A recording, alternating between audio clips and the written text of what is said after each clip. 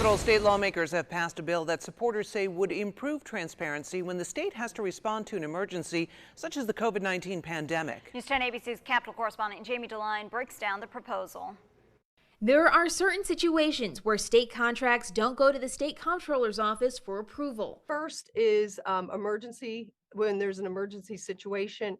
Probably the best one and best known is COVID, when the governor instituted an executive order.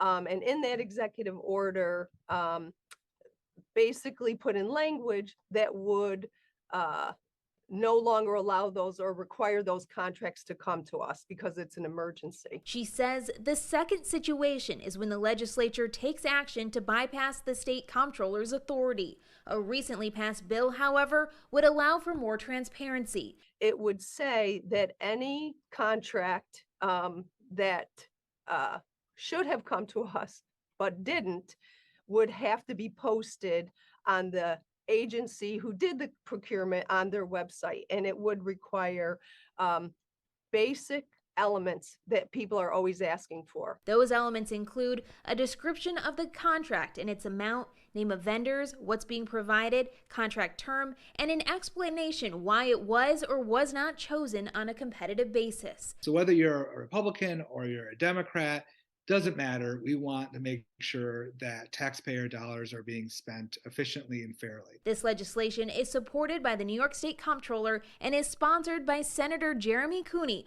who says emergency contract information will have to be posted online within 24 hours after the contract is signed. The purpose of an emergency order is to allow the governor to be able to safely bring us through whatever crisis is underway.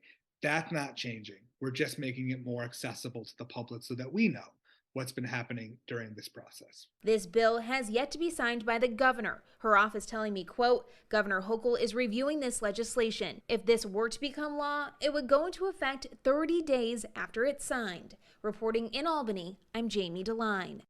4th of July.